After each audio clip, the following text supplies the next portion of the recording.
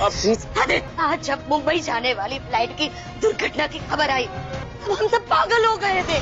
बेचारी मंगल सड़कों पे दौड़ रही थी तुम्हारी कुशलता की मन्नत मानते हुए, और वो अक्षत स्कूल में सबसे लड़ पड़ा था ये कहते हुए कि मेरे पापा को कुछ नहीं हुआ, और हम और तुम्हारे पापा। तो फाइनली यहाँ पर कुसुम के सामने सच आ गया है। भाई आदित्य किस तरीके से मिल रहा था यहाँ पर सोम्या से। अभी तक तो लग रहा था कुसुम को कि नहीं भाई आदित्य की मौत हो गई है, या यहाँ पर भाई जो प्लेन क्रैश हुआ है जिसमें आदित्य गया है यहाँ पर कुछ बड़ा हादसा हो गया है। पर यहाँ सारी चीजें झूठी हो जाती हैं। जैसे यहाँ पर कुसुम पहुंचती है एयरपोर्ट तो पता लगता है कि भाई यहाँ पर तो आदित्य का नाम ही नहीं है। इसका मतलब आदित्य ने ट्रैवल नहीं किया है। अब कुसुम ऑफिस में फोन करती है, ऑफिस में पता लगता है कि आदित्य तो आज आया ही नहीं है, छुट्टी पर है। और यहाँ पर वो पूछती भी है रिसेप्शनिस्ट से कि भाई बॉम्बे वगैरह जाने वाले थे ना आप लोग, अपने होशो हवास खो बैठे थे। जब हमें ये पता चला कि उस फ्लाइट में तुम नहीं थे, तब हमें इतनी खुशी हुई। जब हमें ये पता चला कि तुम जिंदा हो, लेकिन तुमने हमें जीते जी मार डाला, जीते जी मार डाला। हर वक्त तुम मंगल को धिक्कारते रहे, लेकिन धिक्कार के लायक तुम हो आदित्य।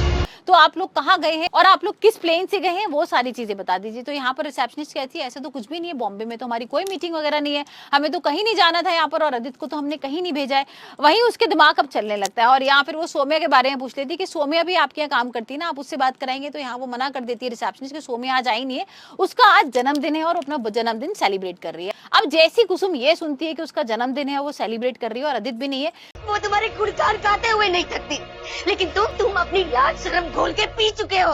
आज तुमने हमारी परवरिश पे धब्बा लगा दिया। हम तुम्हें कभी माफ नहीं करेंगे आदित्य, कभी माफ नहीं करेंगे इसके लिए। अम्मा जी अम्मा मेरी बात सुनिए अम्मा, अम्मा अम्मा प्लीज रुकिए। तो यहाँ भाई वो उसको पता लग ही जाता है धीरे धीरे कि यहाँ तो कुछ गड़बड़ है और ये दोनों हो सकता है एक दूसरे से मिल रहे हो।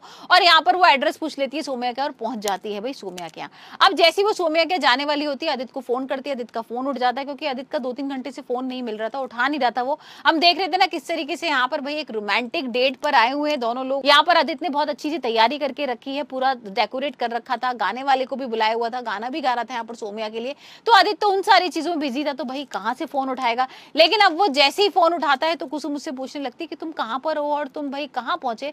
तो यहाँ पर आदित्य झूठ बोल देता है कि मैं बॉम्बे में हूं और बॉम्बे पहुंच गया हूं, फ्लाइट में था इसलिए आपका फोन नहीं उठा पाया था, फोन बंद हो गया था और अभी मैं ट्रैफिक वगैरह में फंसा हूं, मैं आपसे थोड़ी देर में बात करता हूं। जैसे ही वो फोन रखता है पीछे मुड़ के देखता है तो कुसुम होती है और कुसुम को देखते ही उसके होश उड़ जाते हैं। यहाँ पर कुसुम लेती है उसके थप्पड़ पे थप्पड़ मार देती है, लेकिन तुमने मेरे को भाई जीते जी मार दिया। और यहाँ पर बहुत बुरी हालत है कुसुम की। वहीं हम दूसरी तरफ देख रहे हैं कि मंगल इंतजार में आदित्य के, और मंगल को तो भाई ये खबर ही नहीं है कि आदित्य तो उसका सोम्या के साथ बर्थडे मना रहा है।